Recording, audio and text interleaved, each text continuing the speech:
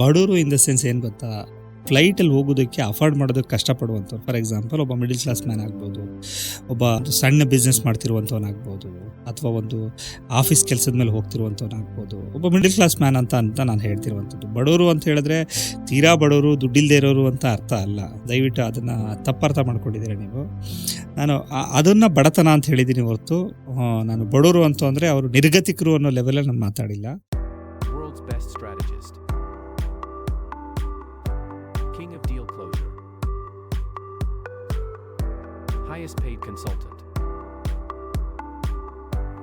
Smart entrepreneur.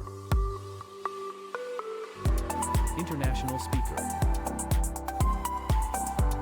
Unique author.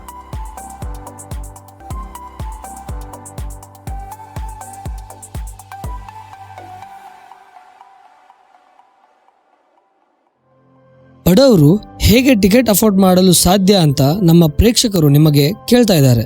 ಇದಕ್ಕೆ ನಿಮ್ಮ answer ಏನು ಸರ್? ದಯವಿಟ್ಟು ನಾನು ಅದನ್ನು ಅವತ್ತೇ ಓದಿದೆ, ಅದನ್ನು ಆ ಕಮೆಂಟ್ನ ನಾನು ಓದಿದೆ. ಬಡವರು ಇನ್ ದ ಸೆನ್ಸ್ ಏನು ಗೊತ್ತಾ, ಫ್ಲೈಟಲ್ಲಿ ಹೋಗೋದಕ್ಕೆ ಅಫೋರ್ಡ್ ಮಾಡೋದಕ್ಕೆ ಕಷ್ಟಪಡುವಂಥವ್ರು. ಫಾರ್ ಎಕ್ಸಾಂಪಲ್ ಒಬ್ಬ ಮಿಡಿಲ್ ಕ್ಲಾಸ್ ಮ್ಯಾನ್ ಆಗ್ಬೋದು, ಒಬ್ಬ ಸಣ್ಣ ಬಿಸ್ನೆಸ್ ಮಾಡ್ತಿರುವಂಥವನಾಗ್ಬೋದು, ಅಥವಾ ಒಂದು ಆಫೀಸ್ ಕೆಲಸದ ಮೇಲೆ ಹೋಗ್ತಿರುವಂಥವನಾಗ್ಬೋದು. ಒಬ್ಬ ಮಿಡಿಲ್ ಕ್ಲಾಸ್ ಮ್ಯಾನ್ ಅಂತ ನಾನು ಹೇಳ್ತಿರುವಂಥದ್ದು. ಬಡವರು ಅಂತ ಹೇಳಿದ್ರೆ ತೀರಾ ಬಡವರು, ದುಡ್ಡಿಲ್ಲದೆ ಇರೋರು ಅಂತ ಅರ್ಥ ಅಲ್ಲ. ದಯವಿಟ್ಟು ಅದನ್ನು ತಪ್ಪರ್ಥ ಮಾಡ್ಕೊಂಡಿದ್ದೀರಾ ನೀವು. ನಾನು ಅದನ್ನು ಬಡತನ ಅಂತ ಹೇಳಿದ್ದೀನಿ ಹೊರತು ನಾನು ಬಡವರು ಅಂತ ಅಂದರೆ ಅವರು ನಿರ್ಗತಿಕರು ಅನ್ನೋ ಲೆವೆಲಲ್ಲಿ ನಾನು ಮಾತಾಡಿಲ್ಲ. ಅದನ್ನು ಕರೆಕ್ಷನ್ ಮಾಡ್ಕೊಳ್ಳಿ. ಯೂಶ್ವಲಿ ನಾನು ಅದನ್ನು ಮಾಡಿದ್ದೀನಿ. ವೆನ್ ಐ ವಾಸ್ ಇನ್ 2013-14 ನಾನು ಫ್ಲೈಟ್ ಟಿಕೆಟ್ ಬುಕ್ ಮಾಡಬೇಕು ಅಂತಂದರೆ ನಮ್ಮ ಹತ್ರ ಆ್ಯಕ್ಚುಲಿ ದುಡ್ಡು ಇರ್ತಿರ್ಲಿಲ್ಲ. ನಾವೇನು ಮಾಡ್ತಿದ್ದೋ ಅಂತ ಹೇಳಿದ್ರೆ ಲಾಂಗ್ ಬ್ಯಾಕ್ ಬುಕ್ ಮಾಡ್ತಾ ಇರಲಿಲ್ಲ. ನಾವು ನೆಕ್ಸ್ಟ್ ಡೇ ಅಥವಾ 1 ವೀಕ್ ಇದ್ದಾಗೆ ಎಲ್ಲೋ ಒಂದು ಕಡೆ ಸಾಲ ಮಾಡ್ಕೊಂಡು ಬುಕ್ ಮಾಡ್ತಾಯಿದ್ದೋ.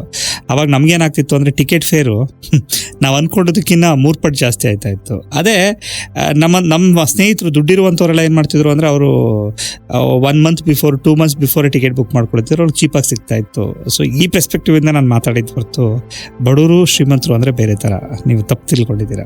ಅಂದರೆ ನಿಮ್ಮ ಪ್ರಕಾರ ಯಾವುದೇ ಒಂದು ಕಾಸ್ಟ್ಲಿ ಆಗಲಿ ಚೀಪ್ ಆಗಲಿ ಅಂತ ಇರಲ್ಲ, ಅದಕ್ಕೆ ಒಂದು ಸರಿಯಾಗಿ ಪ್ಲಾನ್ ಮಾಡಿದ್ರೆ ಅದು ನಿಮ್ಗೆ ಅಫೋರ್ಡೆಬಲ್ ಆಗಿ ಸಿಗ್ಬೋದು ಅಂತ ನೀವು ಪ್ರೇಕ್ಷಕರಿಗೆ ಹೇಳಕ್ಕೆ ನೋಡ್ತಾ ಇದ್ದೀರಾ. 100%. This is right question and right answer also. Thank you sir. ಈ ಕಮೆಂಟ್ಗೆ ಅವರಿಗೆ ಆನ್ಸರ್ ಸಿಕ್ಕಿರ್ಬೋದು. 16 ನಾನು ಬ್ಯಾಂಕ್ರಪ್ಸಿ ಆಗಿದ್ದೆ, ಸೆಕೆಂಡ್ ಟೈಮ್ ಬ್ಯಾಂಕ್ರಪ್ಸಿ ಆಗಿದೆ, ಡಿಮಾನಿಟೈಸೇಷನ್ ಆಗಿ. 17 ತುಂಬ ಸ್ಟ್ರಗ್ಲಿಂಗಲ್ಲಿದ್ದೆ. ಆ ಟೈಮಲ್ಲಿ ಮನೆ ಇರಲಿಲ್ಲ ನನ್ನ ಹತ್ರ. ನಾನು ತುಂಬ ಸ್ಟ್ರಗಲ್ ಮಾಡಬೇಕಾದ್ರೆ ನನಗೆ ಯೂಟ್ಯೂಬಲ್ಲಿ ಸ್ಕ್ರಾಲ್ ಮಾಡ್ಬೇಕಾದ್ರೆ ಅವ್ರ ವಿಡಿಯೋ ಬಂತು, ಅನ್ಎಕ್ಸ್ಪೆಕ್ಟೆಡೇ ಬಂತು. ನೋಡೋಕೆ ಶುರು ಮಾಡಿದೆ. ನನ್ನ ಪರಿಸ್ಥಿತಿನ ಅರ್ಥ ಮಾಡಿಸುವಂಥ ವಿಡಿಯೋನೇ ಅದಾಗಿತ್ತು. ಹಾಗೆ ನೋಡ್ತಾ ಅವ್ರ ಪ್ರೀವಿಯಸ್ ವಿಡಿಯೋ ಎಲ್ಲ ನೋಡ್ತಾ ನನಗೆ ತುಂಬ ಇಂಪ್ರೆಸ್ ಆಯಿತು. ಸೊ ಒನ್ಸ್ ನಾನು ಕೇಳೋಕೆ ಅಂತ ಶುರು ಮಾಡಿದಾಗ ನಮ್ಮ ಮನೇಲಿ ಹೇಳ್ತಾ ಇದ್ರು ಯಾವಾಗಲೂ, ಡ್ಯಾನ್ ಲಾಕ್ನ ನೋಡ್ತಾ ಇದ್ರಲ್ಲ, ನಿಮ್ಗೆ ಊಟ ತಂದು ಕೊಡ್ತಾರೆ ಡ್ಯಾನ್ ಲಾಕ್ ಅಂತ ಅಂದ್ಬಿಟ್ಟು. ಅವ್ರಿಗೆ ಅರ್ಥ ಆಗಲಿಲ್ಲ ಅವತ್ತು, ನನಗೆ ಅರ್ಥ ಆಗಿತ್ತು. ಇವತ್ತು ನಮಗೆ ಊಟ ಆಗಿ ಬರ್ತಿರೋದೇನೆ ಅವರಿಂದ.